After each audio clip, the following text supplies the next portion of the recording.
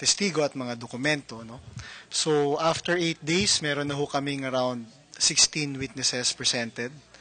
And thus far, we have established sufficiently that the Chief Justice has really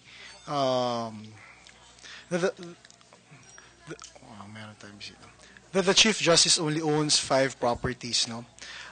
Contrary to the assertion that he owns 45 properties.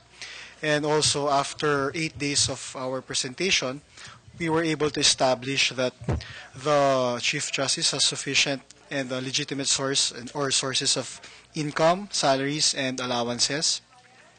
And we also presented several witnesses insofar as the transfer of the properties, certain condominium properties that were bought by the Chief Justice. So today we have the representative from the John Hay Management Corporation to testify on the salaries, income, and allowances of Mrs. Cristina Corona. And now we have former Mayor Lito Atienza, who is testifying on the circumstances regarding the expropriation and sale of the Basa Guidote Enterprises Inc. property situated at Sampaloc, Manila. So with that, we are ready to answer your questions.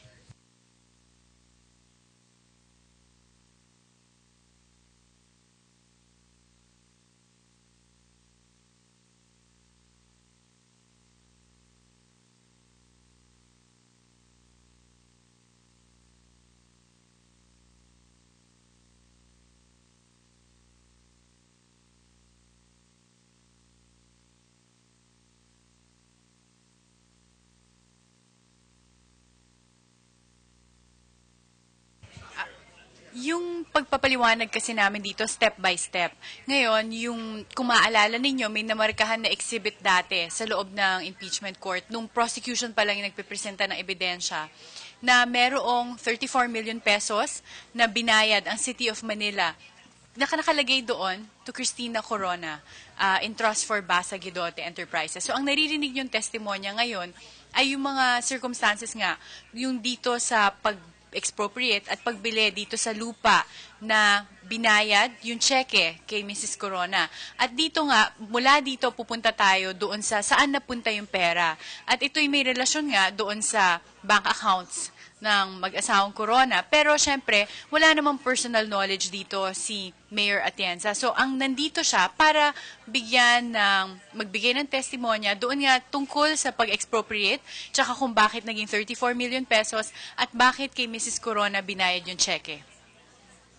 Siguro mapapakita rin sa testimonya ni former Mayor Lito Atienza na talagang simulat sa pool naman na si Mrs. Corona ay meron talaga siyang role na ginagampanan dito sa Basa Guidote Enterprises. No?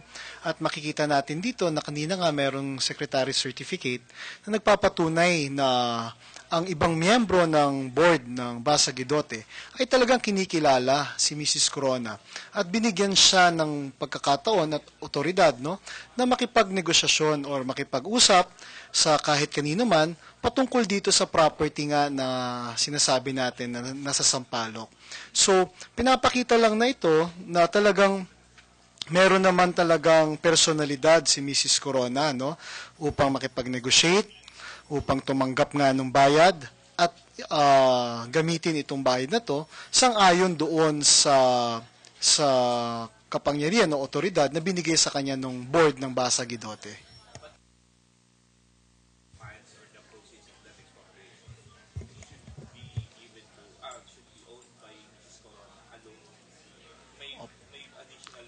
Opo. Alam niyo po, ito pa lang ang unang pagkakataon. No? We are trying to establish the foundation of our defense. So makikita ho natin ngayon na ilalahad ho namin na may matibay na dahilan na meron hong pinagkakakitaan itong Basa Guidote. No? Pinakita rin ho dito na meron hong otoridad, si Mrs. Corona, na tanggapin yung cheque ng City of Manila in trust for Basa Guidote. No. Maglalahad pa rin ho kami ng aming mga testigo at panunumpaan po nila ang kanilang mga salaysay patungkol naman ho kung paano ho ginamit itong perang ito ng Basa Guidote at kung yung palipat-lipat po nitong mga funds nito ay meron rin ho kaming testigo na ihaharap. Sapagkat ayoko namin muna siguro sagutin, no? Kahit alam na namin yung sagot. Mas maganda ho kasi kung manggagaling ho yung mga kasagutan dun sa testimonya ng testigo at hindi mula sa mga abogado.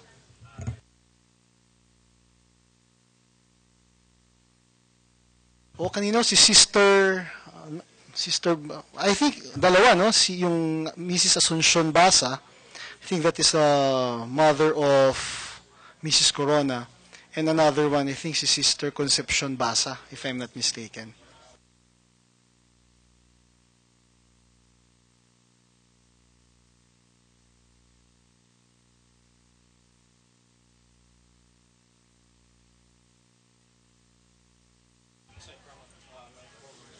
Yung today kasi na naghalo na yan dun sa mga nakaschedule din na mga testigo mula pa kahapon. So, kahapon meron kaming around 4 to 5, I think 4 to 5 witnesses. So, kung idadagdag natin yan dun sa mga nakaschedule today, kahapon kasi nakaupo lamang, nag-stop na dun sa KLRA Administrator Diaz. So, mga siguro may total kami na mga 8 dapat para sa araw na ito. Pero tingnan natin kung hanggang ilan ang maabot natin sa araw bago matapos ang trial.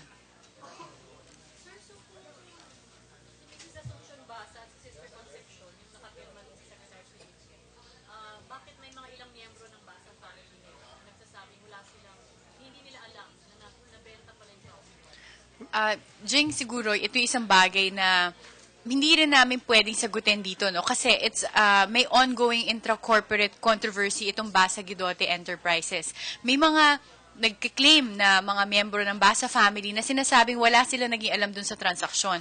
At yung maaaring isang dahilan dito ay because claimants sila doon sa Basa Guidote Enterprises. Pag sinabing claimants, ibig sabihin, hindi sila rin-recognize as shareholders as of now, pero kaya sila nag-claim ay dahil pinaglalaban nila na meron silang share dun sa kumpanya at kailangan nilang patunayan ito. Pero isa ito sa maaring dahilan kung bakit hindi nila alam yung transaksyon. Dahil as far as the corporation is concerned, nung mga panahon na yon, hindi sila miyembro ng korporasyon, hindi sila shareholders, kaya walang dahilan para pagsabihan sila na ito yung nangyayari at ito yung mga transaksyon nung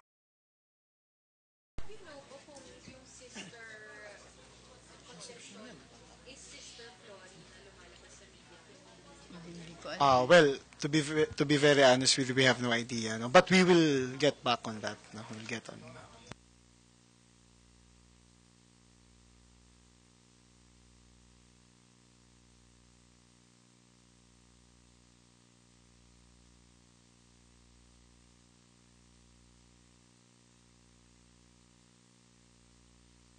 Ginagalang naman po natin, no, sapagkat yan po ay karapatan naman po ng isang testigo na humiling kung maaari naman na hindi siya makakarating ngayon, na humiling siya na i-reset or magkaroon ng panibagong araw sa kanyang pagdalo, no, sa paglilitis. Ano naman po yan?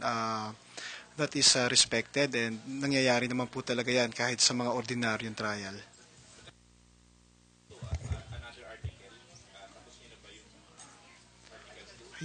Sige. Hindi naman sa magpapabalik-balik kami, pero kasi ang gusto sana namin, of course, nasa Article 2 tayo, ang ideal situation ay tapusin yung Article 2 at hindi pa kami tapos sa Article 2 dahil nandun pa lang tayo sa mga real properties at ngayon dito naman napunta tayo sa Basa Guidote na ang gusto ngang patunayan dito ay yung markahang exhibit nga, yun dun sa 34 million pesos na check dati na nakapangalan kay Mrs. Corona. Pero yung doon sa Article 7, siguro nasingit lang si Secretary De Lima doon sa Sabina nga at titingnan kailan siya humarap. Hindi dahil sa gusto namin tumalon, pero alam namin na marami siyang trabaho. Kaya kung kailan siya available at pwedeng umupo bilang testigo, yun yung time na ipapaupo na namin siya para nga, dahil alam namin hindi siya magiging pwede sa lahat ng panahon.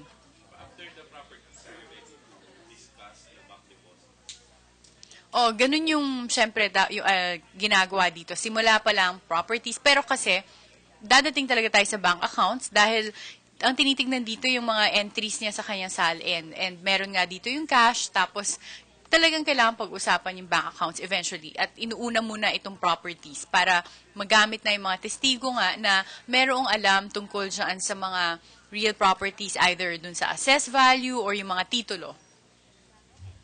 When was this transaction done? 2001. Kailan po dineposit sa bank?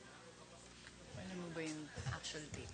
Well, ayan po, hindi pa po natin natatouch. We would be presenting witnesses to testify on that.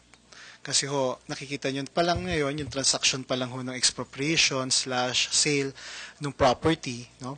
As to how the money was used or how it was disposed, ibang testimonya po yan ng ibang testigo.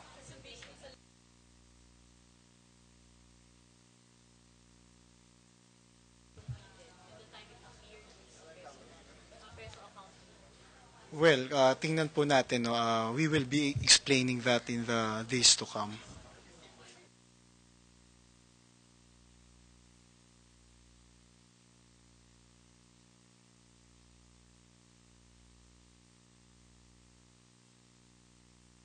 Well, opo, no? Alam niyo po itong 8 naming testigo ngayon, lagi po namin sinasabi na when we present our witnesses, pag nagpresenta po kami ng aming mga testigo, meron po yung purpose, no? Meron po kaming gustong ipakita o ipaliwanag. So magkakasama po yan.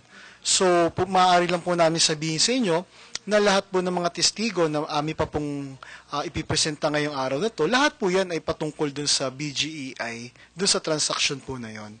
At maaari rin po meron kaming mga testigo pa dyan na magpapaliwanag tungkol dun sa mga ibang properties na sinasabi ho namin na hindi na pagmamayari ni Chief Justice Corona.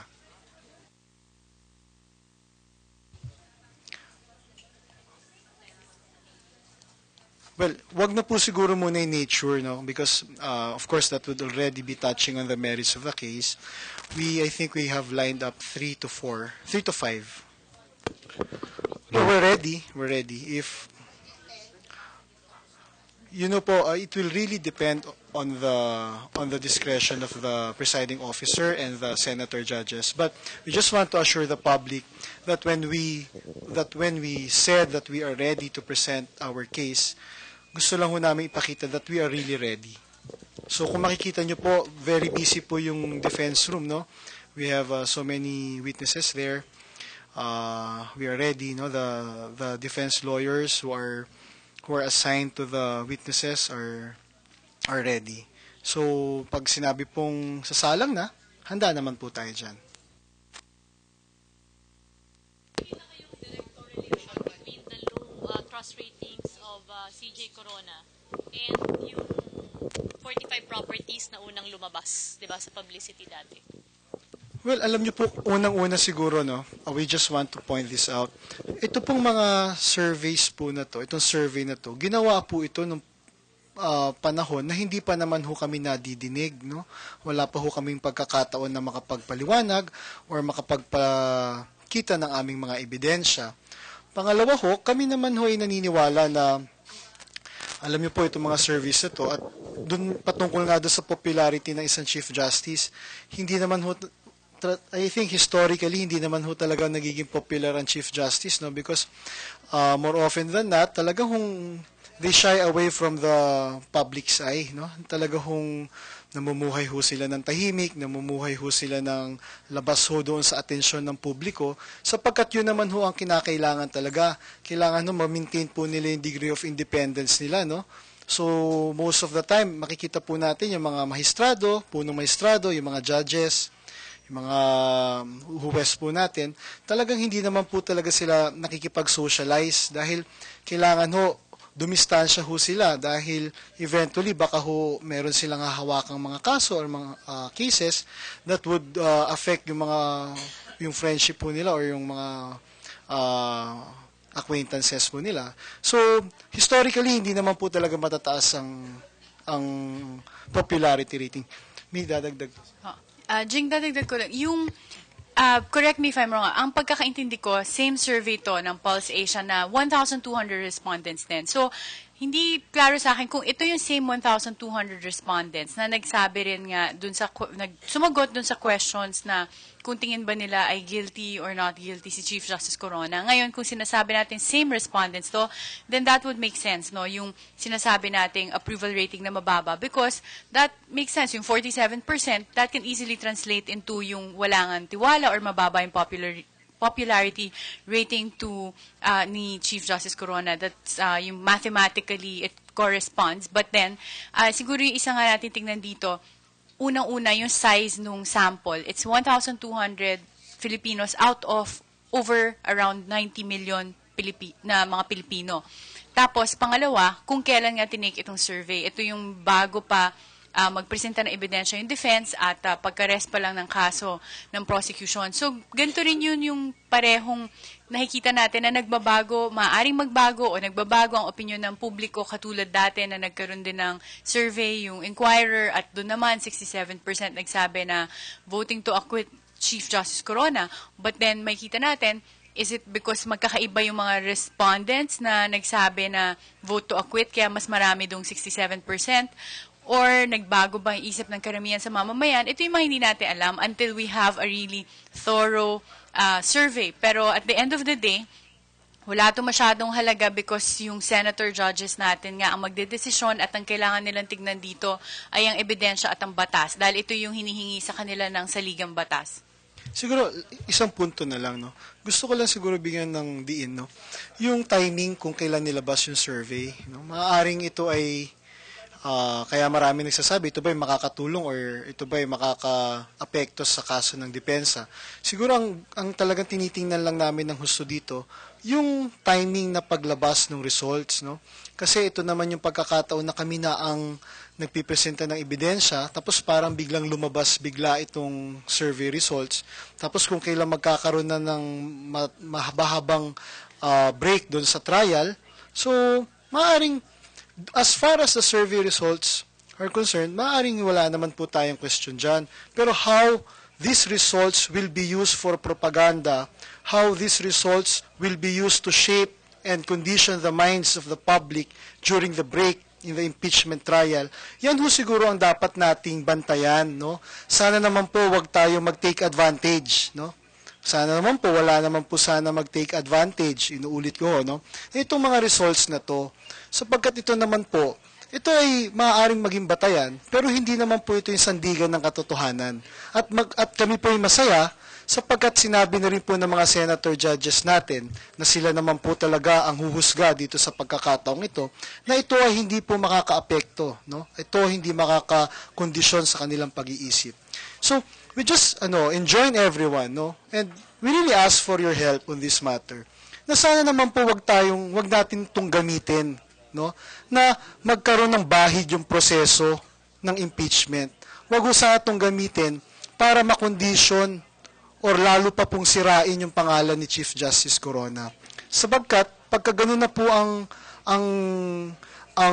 direksyon na tatahakin ng mga gumagamit dito, yun na po ang mali. Pero kung ito'y magiging batayan lang kung nasaan tayo ngayon, wala naman hong mali doon.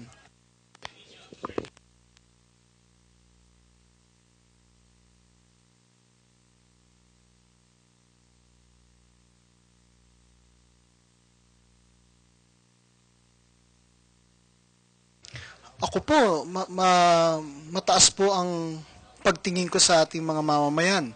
At alam ko naman po ang kanilang kapasidad. At maganda nga po, lagi po sinasabi ng aming kasama na si Attorney Salvador, na hindi po natin kasama ngayon, na kami po yung nagugulat. Ano? Di po ba? Kasi,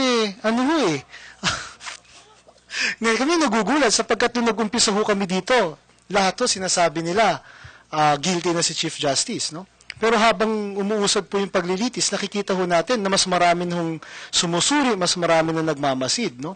So, kami po naniniwala na dito po sa pagkakataon namin na kami na ngayon na nagpipresenta, makikita po ng tao na, mukhang mali pala yung impormasyon na dumating sa atin. Hindi naman pala 45 properties. Pati sa akin ho, ang pinaka-importante dito, yung mga nagkamali ho, no? Yung mga mga naglabas ho ng maling impormasyon, siguro kailangan din naman po sila humingi ng tawad, no? Kailangan din naman siguro sa kanila ng manggaling yung paglilinaw. Para na rin po sa kapakanan, hindi ho sa kapakanan ng depensa, pero sa kapakanan na rin po ng taong bayan. Well, bahala po sila. Di siguro sa marami naman pong paraan kung paano linawin itong issue na ito. Sabi po ni Justice Cuevas kanina, nasa 70% na daw yung napapresent na ebidensya ng defense. Ano po yung 70% na yun? Sa Article 2 lang or kasama na yung 3 at 7? So lahat na.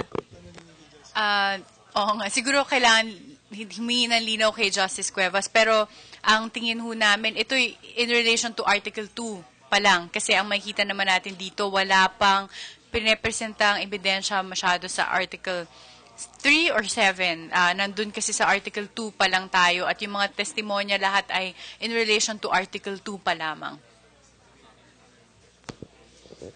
70%. So kung wala na pong katanungan, mahaba-haba po yung magiging bakasyon. Di text-text na lang po kung meron po kayong mga tanong. Thank you very much. Magandang hapon po sa inyo.